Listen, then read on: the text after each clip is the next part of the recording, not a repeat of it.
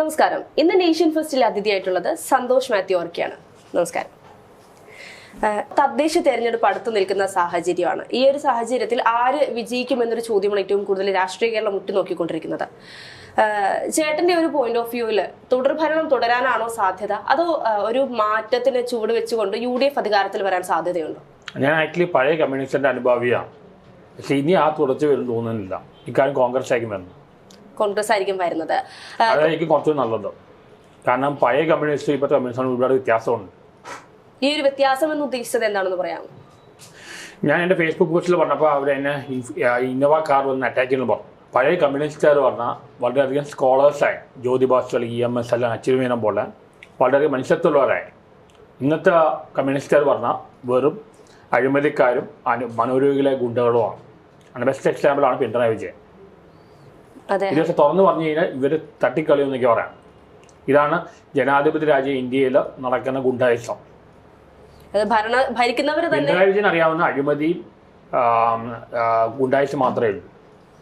ഭരിക്കാൻ അറിയില്ല, അല്ലെങ്കിൽ ഭരിക്കാൻ എന്നതിനേക്കാൾ ഒരു ജനാധിപത്യം എന്താണെന്ന് അറിയില്ല. ജനാധിപത്യ സംഭവം ശരിയാണ്, വർക്കൗട്ട് ആവില്ല. കാരണം മെജോറിറ്റിയാണ് ഡെമോക്രസി അല്ലെങ്കിൽ ജനാധിപത്യം പറയുന്നത്. മെജോറിറ്റി ആൾക്കാരും ഫൂൾസാണ്, പൊതുജനം കരുതാൻ പറയാം. ഡെമോക്രസി വർക്ക് ചെയ്യില്ലെന്ന് പണ്ടേ പ്ലേറ്റോ പറഞ്ഞിട്ടുണ്ട്, സോക്രട്ടീസ് പറഞ്ഞുള്ള കാര്യമാണ്. അങ്ങനെയാണ്. ഇപ്പോൾ UDF-നെ സംബന്ധിച്ച് ഏറ്റവും താഴെ അവസാന നിമിഷം എന്ത് കളിക്കുന്നില്ല. ഇപ്പൊ ഈ ഗവൺമെന്റ് ഈ പിണറായിയുടെ തന്ത്രമാണ് അവസാനം ആകുമ്പോൾ കുറെ നല്ല കാര്യം ചെയ്യും. സോറിയായിട്ട് അതായിരിക്കും ആൾക്കാർ കാണുന്നത്. ചെയ്തല്ലോ. ഇപ്പൊ ഈ അടുത്ത് ക്ഷേമ പെൻഷൻ അതല്ല, അതിന്റെ ഭാഗമാണ്. അവസാനം ഒരു 6 മാസം ആകുമ്പോൾ ചെയ്യും. കാരണം ആളുകൾ അതായിരിക്കും ഓർത്തു വെക്കുന്നത്. അതെ, ഇപ്പൊ അത് തന്നെയായിരിക്കും നമ്മൾ കുറച്ച് ദിവസം മുൻപ് കണ്ട അദ്ദേഹത്തിന്റെ ഈ ക്ഷേമ പെൻഷനുമായിട്ട് ബന്ധപ്പെട്ട് അല്ലെങ്കിൽ ജനങ്ങൾക്ക് വേണ്ടിയുള്ള ഒരുപാട് സഹായങ്ങൾ ഇപ്പോൾ പ്രഖ്യാപിച്ചിട്ടുള്ളത്. പക്ഷേ UDF-നെ സംബന്ധിച്ച് എങ്ങനെയാണ് ഈ ഒരു അധികാരത്തിൽ വരാൻ സാധിക്കുമെന്ന് ഇത്ര ഉറപ്പിച്ച് പറയാൻ കഴിയും? UDF സെന്ററിൽ വരാൻ ബുദ്ധിമുട്ടാണ്, ടൈം എടുക്കും. പക്ഷെ ഇവിടെ വരാൻ ചാൻസ് ഉണ്ട്. എനിക്ക് കുറച്ച് പ്രദേശത്തിൽ VD സതീശൻ പോലെ ആൾക്കാരാണ്. പക്ഷേ VD സതീശനെ സംബന്ധിച്ച് അദ്ദേഹത്തിന്റെ കുറച്ച് നെഗറ്റീവ് ഇമേജ് ഉണ്ട്. VD സതീശൻ പറഞ്ഞാൽ എനിക്ക് തോന്നുന്നു കരുണാകരന്റെ കഴിവും മറ്റേ AK ആന്റണിയുടെ ആദർശം രണ്ടും കമ്പൈൻ ചെയ്ത ആളായിട്ട് തോന്നുന്നു VD സതീശൻ എന്ന് പറയുന്നത്. പക്ഷേ VD സതീശൻ ഇപ്പോൾ ഏറ്റവും കൂടുതൽ എതിർത്ത് നിൽക്കുന്നത് രാഹുൽ മാങ്കൂട്ടത്തിൽ വിഷയമാണ്. അതുകൊണ്ടാണ് VD സതീശൻ ഇപ്പോൾ ചെറിയൊരു നെഗറ്റീവ് എങ്കിലും. രാഹുൽ അത്ര ഇന്നസെന്റ് ആണ് എനിക്ക് തോന്നുന്നില്ല. കാരണം അതേപോലെ തന്നെ അജ്മൽ അമീറാണ് ഇപ്പോൾ ഇന്ന ഒരു ഫിലിം ആക്ടർ ആയാലും ഒരുപാട് പേര് അത് അവർ ഇന്നസെന്റ് ആണ് എനിക്ക് തോന്നുന്നില്ല. അതേപോലെ ഇതിനെതിരെ നിൽക്കാൻ വേണ്ടി ചെന്നിത്തലയാണ്, രമേശ് ചെന്നിത്തലയെ കുറിച്ച് വലിയ അഭിപ്രായം എനിക്കില്ല. ഇല്ല. പക്ഷേ ഇപ്പോൾ UDF അധികാരത്തിൽ വന്നാൽ മുഖ്യമന്ത്രി ആരാകുമെന്നൊരു ചോദ്യമുണ്ട്. അങ്ങനെയാണെങ്കിൽ ഇപ്പോൾ രമേശ് ചെന്നിത്തലയാണെങ്കിലും VD സതീശനാണെങ്കിലും KC വേണുഗോപാൽ ഇത്രത്തോളം പേരുകൾ കേൾക്കുന്നുണ്ട്. ഇതിനുപരി ഒരു 5-6 പേരുകളാണ് ഇപ്പോൾ ഉയർന്നു കേൾക്കുന്നത്. ശശി തരൂർ ഉൾപ്പെടെയുള്ളവരുടെ പേര് കേൾക്കുന്നുണ്ട്. ഈ ഒരു സാഹചര്യം ഒരു എഡ്യൂക്കേഷൻ മിനിസ്റ്റർ അങ്ങനെ അയക്കാൻ നല്ലതായിരിക്കും.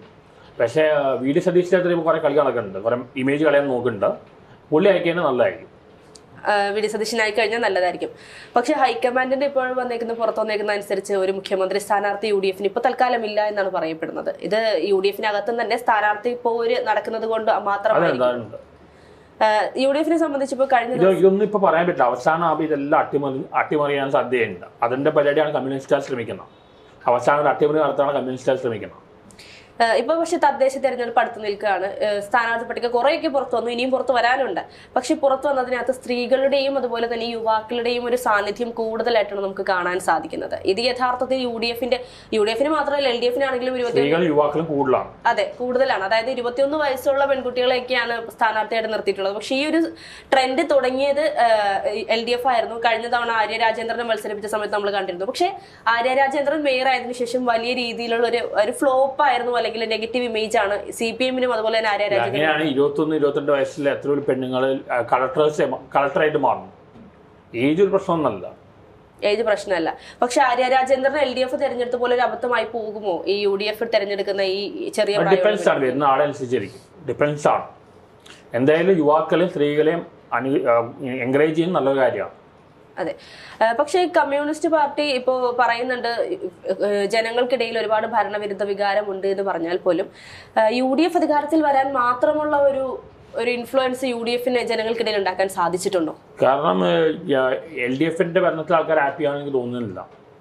അവരത്ര ഹാപ്പിയായി തോന്നുന്നില്ല. പിന്നെ അവർക്ക് ഇപ്പോഴത്തെ ഒരു കമ്മ്യൂണിസം പറഞ്ഞാൽ ഇപ്പോൾ ഒരു ആദർശ പ്രിൻസിപ്പിൾ ഇല്ലാത്ത സംഭവമാണ്. പിന്നെ ഈ പിണറായി വിജയൻ തന്നെ ഒരു റൈറ്റ് ആയ പേഴ്സൺ അല്ല.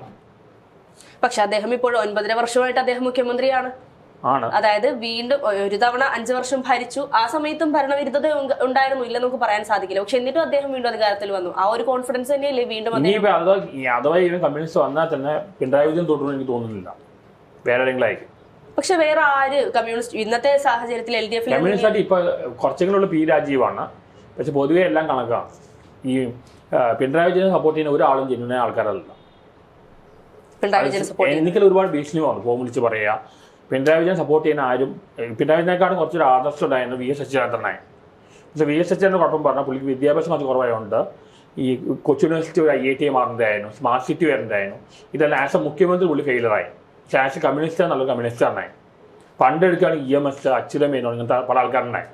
അങ്ങനത്തെ പേഴ്സണാലിറ്റി പേരില്ല. ഓക്കെ, അങ്ങനെ നോക്കുകയാണെന്നുണ്ടെങ്കിൽ കോൺഗ്രസിനെ സംബന്ധിച്ച് ഉമ്മൻചാണ്ടി ആയിരുന്നു ലാസ്റ്റ് അധികാരത്തിൽ ഇറങ്ങുമ്പോൾ ഉമ്മൻചാണ്ടി ആയിരുന്നു മുഖ്യമന്ത്രി ആയിരുന്നത്. പക്ഷേ ഡിപ്ലോമാറ്റിക് ആയിട്ടുള്ള ആളാണ്. അദ്ദേഹത്തെ പോലെ ഇനി ഭരിക്കാൻ സാധിക്കുന്ന ആരെങ്കിലും കോൺഗ്രസ് പാർട്ടി? എനിക്ക് തോന്നുന്നു VD സതീശനാണ്. എനിക്ക് പ്രതീക്ഷിച്ചിട്ടുണ്ട് VD Satheesan Karunakaran plus AK ആന്റണിയാണ്. പക്ഷേ കുട്ടി അതിന്റെ ഉള്ളിൽ തന്നെ കളി നടക്കുന്നത്. രമേശ് ചെന്നിത്തലയുടെ ആൾക്കാർ ഒരുപാട് കളി നടക്കുന്നുണ്ട്. പക്ഷേ രമേശ് ചെന്നിത്തലയെ എപ്പോഴും രമേശ് ചെന്നിത്തല കരുണാകരനെ ചതിച്ച ഒരാളാണ്. അത്ര ട്രസ്റ്റ് ചെയ്യാൻ പറ്റുന്ന ആളല്ല. VD സതീശനാണെന്നുണ്ടെങ്കിൽ ഈവൻ ഉമ്മൻചാണ്ടി പോലും കരുണാകരനെ അവസാനം ചതിക്കുകയും ചെയ്ത. ഇപ്പൊ ഉള്ളതിൽ ഭേദം VD സതീശനെ എനിക്ക് തോന്നുന്നു. അതൊന്നുണ്ട്, അദ്ദേഹം ചതിക്കില്ല, അദ്ദേഹം സാധാരണക്കാരുടെ കൂടെ നിൽക്കുമെന്നുള്ള കോൺഫിഡൻസ് ആണ്. അതിൽ കഴിവുണ്ട്, അപ്പോൾ ആദർശവും ഉണ്ട്. പക്ഷെ അദ്ദേഹത്തിന് ഇപ്പോൾ കുറച്ച് നാളുകളായിട്ട് അഹങ്കാരമുണ്ട് എന്ന് പുറത്തു വരുന്ന വാർത്തകൾ നമുക്ക് മനസ്സിലാക്കാൻ സാധിക്കുന്നത്. അതല്ലേ ഈ കോൺഗ്രസ് പാർട്ടിക്കകത്തുള്ള തന്നെ ഒരു മൂവ്മെന്റ് ആണ്. അല്ല, അദ്ദേഹം എടുക്കുന്ന ചില നിലപാടുകൾ വേറെ ആരും മാറ്റാനായിട്ട് സമ്മതിക്കില്ല. അല്ലെങ്കിൽ ഇപ്പൊ ഏറ്റവും കൂടുതൽ രാഹുൽ മാങ്കുളത്തിൽ AK തന്നെ ആയാലും ആദർശത്തിന് നിന്ന എല്ലാ നേതാക്കളും അങ്ങനെ സ്ട്രോങ് ആയിട്ട് നിന്നുണ്ട്. പക്ഷെ അതൊരു പിടിവാശിയായി മാറുന്നില്ലേ സതീഷിന്റെ കാര്യത്തിൽ എന്നൊരു സംശയമാണ്. എനിക്കങ്ങനെ തോന്നുന്നില്ല. അങ്ങനെയാണെങ്കിൽ പണ്ട് AK സഞ്ജയ് ഗാന്ധി പറഞ്ഞ ആൾ ഈ കേരളത്തിൽ കയറ്റാൻ പറ്റില്ല പറഞ്ഞ ആളാണ്. അങ്ങനെ പറഞ്ഞ ആളാണ്. ഇതേ AK ആന്റണി ഒരിക്കൽ സംസാരിച്ചിട്ടുണ്ട്. ഞാൻ പറഞ്ഞു ഈ സെൻട്രൽ ലെവലിൽ കോൺഗ്രസ് വരണമെന്ന് ഞാൻ പറയാം. ഞാൻ പഴയ കമ്മ്യൂണിസ്റ്റ് അനുഭവിയാണെങ്കിൽ. പക്ഷെ അത് വരണമെങ്കിൽ രാഹുൽ ഗാന്ധി പോലെ ആൾക്കാർ മാറിക്കൊടുക്കണം. അതിനെക്കുറിച്ച് ഞാൻ AK ആന്റണിയോട് ഒരിക്കൽ ചോദിച്ചു. പുള്ളി പറഞ്ഞു കോൺഗ്രസ് പാർട്ടി സമ്മതിക്കില്ല. അപ്പോൾ ഞാൻ പുള്ളി ചോദിച്ചു പറഞ്ഞാൽ നിങ്ങൾ വർഷങ്ങൾക്ക് മുമ്പ് നിങ്ങൾ സഞ്ജയ് ഗാന്ധി കയറ്റാൻ പറ്റില്ല പറഞ്ഞില്ലേ, എന്തുകൊണ്ട് ഇപ്പോൾ ഇങ്ങനെ സ്റ്റാൻഡ് എടുത്തുകൂടെയും ചോദിച്ചു. ഇപ്പോൾ രാഹുൽ ഗാന്ധിയുടെ കാര്യം പറഞ്ഞപ്പോൾ കഴിഞ്ഞ ദിവസമായിരുന്നു ശശി തരൂർ പറഞ്ഞത് കുടുംബവാഴ്ചയാണ് കോൺഗ്രസിൽ ഏറ്റവും കൂടുതലുള്ളത് എന്നുള്ളത്. ഇപ്പോൾ ചേട്ടൻ പറയുമ്പോഴും നമുക്ക് അതിൽ നിന്ന് മനസ്സിലാക്കാൻ സാധിക്കുന്നത് രാഹുൽ ഗാന്ധിയെ മാറ്റാൻ പറ്റില്ല, കോൺഗ്രസ് അതിന് സമ്മതിക്കില്ല എന്ന് പറയുമ്പോൾ അതിന് പിന്നിലും ഈ പറയുന്ന കുടുംബാധിപത്യം തന്നെയാണോ? അങ്ങനെയാണ്. ഗാന്ധി ഫാമിലി, നെഹ്റുയുടെ ഫാമിലി, രാജീവ് ഗാന്ധിക്ക് പോലും പല അബദ്ധങ്ങൾ പറ്റിയുണ്ട്. രാഹുൽ ഗാന്ധി ഇത്ര നാൾ ഭരിച്ച് തെളിയിച്ചു ഇത്ര നാളും വർക്ക് ചെയ്ത് തെളിയിച്ച് പറ്റില്ല. സോണിയാഗാന്ധി അല്ല, ഈവൻ മൻമോഹൻ സിംഗിന് പോലും പപ്പറ്റാക്കി വെച്ചതാണ്. രാഹുൽ ഗാന്ധി കുറച്ചെങ്കിലും ദേശസ്നേഹം ഉണ്ടെങ്കിൽ മാറി കൊടുക്കുക ചെയ്യേണ്ട. പുതിയ സച്ചിൻ പൈലറ്റ് അങ്ങനെ കുറേ മിടുക്കന്മാരുണ്ട്, അവർക്ക് ചാൻസ് കൊടുക്കുക. അതാണ് സോണിയാഗാന്ധിയുടെ ആദ്യം വെച്ചത്. പുത്രസ്നേഹം മാത്രം പോയാൽ ദേശസ്നേഹം വേണോ? പക്ഷേ രാഹുൽ ഗാന്ധി മുന്നിട്ടിറങ്ങിയതുകൊണ്ടാണല്ലോ കഴിഞ്ഞ ദിവസങ്ങളിലായിട്ട് വോട്ട് ചോരി ഇപ്പൊ എത്ര 2 ടേം കഴിഞ്ഞ് 3-ാം ടേമിലേക്ക് കയറിയില്ലേ? ഇത്രയും നാളായിട്ട് പുള്ളിക്ക് എന്തെങ്കിലും ചെയ്യാൻ പറ്റുമോ? ഈ ഗാന്ധി ഫാമിലി, നെഹ്റു ഫാമിലിയിൽ ആകെ കഴിവുണ്ട് ജവഹർലാൽ നെഹ്റു, പിന്നെ ഇന്ദിരാഗാന്ധിക്ക് ഓരോ അബദ്ധങ്ങൾ പറ്റിയിട്ടുണ്ട്. ഇത് ആ ഒരു ഫാമിലി ഡോമിനേഷനാണ് കാണിക്കുന്നത്. ഒരു ഫാമിലി ഡോമിനേഷൻ അതാണ് മാറ്റുന്നത്. ആളിൽ പോകേണ്ട കാലം കഴിഞ്ഞു. അപ്പോൾ ശശി തരൂർ പറഞ്ഞത് ശരിയായ കാര്യമാണ്. ഒരു എഡ്യൂക്കേഷൻ മിനിസ്റ്ററായിട്ട് വന്നു കഴിഞ്ഞാൽ നന്നായിട്ട് പോകും. അങ്ങനെ വിവരമുള്ള ആൾക്കാർക്ക് ചാൻസ് കൊടുക്കണം. കോൺഗ്രസ് പാർട്ടിയാണ് അത്ര വലിയ യൂണിറ്റി ഉള്ളതൊന്നല്ല. അവർക്ക് അഴിമതി എല്ലാം ഉണ്ട്, പക്ഷെ അവർക്ക് അക്രമ രാഷ്ട്രീയമില്ല, കാരണം യൂണിറ്റി ഇല്ലാത്തതുകൊണ്ട്. പക്ഷേ BJP ആയാലും കമ്മ്യൂണിസ്റ്റ് ആയാലും രണ്ടുപേർക്കും അക്രമ രാഷ്ട്രീയമുണ്ട്. അത് കോൺഗ്രസിനില്ല. ഞാൻ കോൺഗ്രസ് അനുഭവിയൊന്നുമല്ല, ഞാൻ പഴയ കമ്മ്യൂണിസ്റ്റ് അനുഭവിയാണ്. പക്ഷേ പ്രാക്ടിക്കൽ ചിന്തിക്കുമ്പോൾ ഇനി രക്ഷയുള്ളത് കോൺഗ്രസ് വന്നല്ലായിരുന്നു. ഇപ്പോൾ ആം ആദ്മി പാർട്ടി പോലെ പാർട്ടിയിൽ ഇറങ്ങി ടൈം എടുക്കും.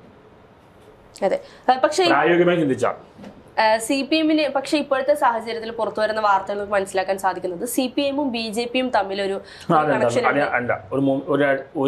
കൊളാബറേഷൻ നടക്കുന്നുണ്ട്. അതായത് അടുത്ത തെരഞ്ഞെടുപ്പിൽ കേരളത്തിൽ കോൺഗ്രസ് അധികാരത്തിൽ കൊണ്ടുവരാതിരിക്കാനുള്ള തന്ത്രങ്ങൾ ഈ രണ്ട് പാർട്ടികൾ ഒരുമിച്ച് ചേർന്നാണ് കോൺഗ്രസിനെ അട്ടിമറിക്കാൻ വേണ്ടി തന്നെയാണ് ആ ഒരു മൂവ്മെന്റ് നടക്കുന്നുണ്ട് പാർട്ടിക്കുള്ളിൽ. ഈ രണ്ട് പാർട്ടിക്കുള്ളിൽ അത് യഥാർത്ഥത്തിൽ BJP-ക്ക് ഗുണം ചെയ്യും?